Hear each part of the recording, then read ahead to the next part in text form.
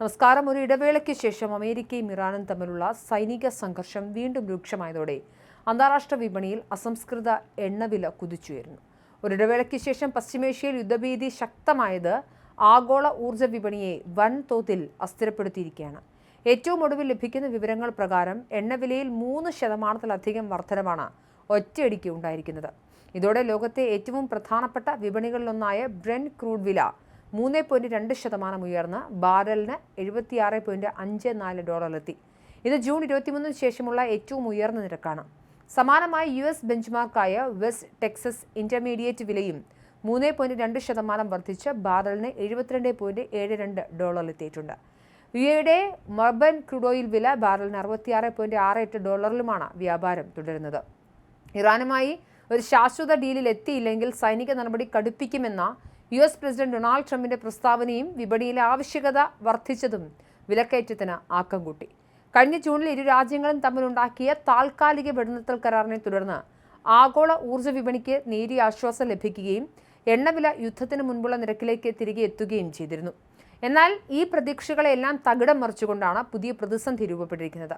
Hormuz കടലിടുക്കിൽ വെച്ച് 3 വാണിജ്യ കപ്പലുകൾക്ക് നേരെ ആക്രമണമുണ്ടായതാണ് നിലവിലെ സംഘർഷങ്ങളുടെ തുടക്കം. കപ്പലുകൾക്ക് നേരെയുണ്ടായ ആക്രമണത്തിന് പിന്നിൽ ഇറാനാണെന്ന് US, ഖത്തർ, സൗദി ഉദ്യോഗസ്ഥർ സംയുക്തമായി കുറ്റപ്പെടുത്തി. കപ്പൽ ആക്രമണങ്ങളുടെ ഉത്തരവാദിത്തം ടെഹ്റാൻ ഔദ്യോഗികമായി ഏറ്റെടുത്തിട്ടില്ലെങ്കിലും തങ്ങൾ അംഗീകരിക്കാത്ത റൂട്ടുകളിലൂടെ ഹോർമൂസ് ജലപാത മറികടക്കാൻ ശ്രമിക്കരുതെന്ന് കപ്പലുകൾക്ക് ഇറാൻ ആവർത്തിച്ച് മുന്നറിയിപ്പ് നൽകിയിരുന്നു. ഈ സംഭവത്തിന് പിന്നാലെ ഇറാന്റെ പ്രധാന സൈനിക കേന്ദ്രങ്ങൾക്ക് നേരെ അമേരിക്ക ശക്തമായ വ്യോമാക്രമണം നടത്തി. ഇതിന് തിരിച്ചടിയായി ബഹ്റൈനിലെയും കുവൈറ്റിലെയും US സൈനിക താവളങ്ങൾക്ക് നേരെ ഇറാൻ മിസൈൽ, ഡ്രോൺ ആക്രമണങ്ങളും അഴിച്ചുവിട്ടു. ഇതോടെ ലോകത്തെ ഏറ്റവും പ്രധാനപ്പെട്ട എണ്ണക്കടത്ത് പാതയായ ഹോർമൂസ് കടലിടുക്കിലെ ചരക്കുനീക്കം പൂർണ്ണമായും തടസ്സപ്പെടുകയോ എന്ന ആശങ്കയിലാണ് ആഗോള വിപണി. ഇതിന് പുറമെ ജൂൺ മാസത്തിൽ ഇറാനിലെ എണ്ണ വ്യാപാരത്തിന് നൽകിയിരുന്ന താൽക്കാലിക ഉപരോധ ഇളവുകൾ അമേരിക്കൻ ട്രഷറി വിഭാഗം റദ്ദാക്കുകയും ചെയ്തു. ഇതോടെ ഇറാന് രാജ്യാന്തര വിപണിയിൽ എണ്ണ വിൽക്കുന്നതിന് വീണ്ടും കർശന നിയന്ത്രണങ്ങൾ വരും.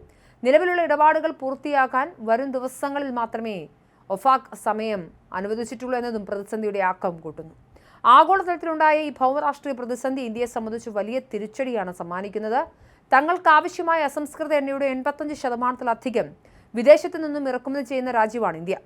അതിനാൽ തന്നെ അന്താരാഷ്ട്ര വിപണിയിലെ ചെറിയ വില വ്യതിയാനങ്ങൾ പോലും ഇന്ത്യൻ സമ്പദ്വ്യവസ്ഥയെയും പൊതുവിപണിയെയും നേരിട്ട് ബാധിക്കും. കഴിഞ്ഞ ദിവസങ്ങളിൽ അന്താരാഷ്ട്ര വിപണിയിൽ വില ഗണ്യമായി കുറഞ്ഞ പശ്ചാത്തലത്തിൽ വരും ആഴ്ചകളിൽ രാജ്യത്ത് പെട്രോൾ, ഡീസൽ നിരക്കുകൾ കുറയുമെന്ന വലിയ പ്രതീക്ഷയിലായിരുന്നു ഇന്ത്യൻ ഉപഭോക്താക്കൾ. രാജ്യാന്തര വിപണിയിലെ ഈ അനുകൂല സാഹചര്യം ഏതാനും ആഴ്ചകൾ കൂടി തുടർന്നാൽ മാത്രമേ ഇന്ത്യയിൽ ഇന്ധനവില കുറയ്ക്കാൻ സാധിക്കൂ എന്ന് കേന്ദ്ര പെട്രോളിയം മന്ത്രി ഹർദീപ് സിംഗ് പുരി അടുത്തിടെ വ്യക്തമാക്കിയിരുന്നു.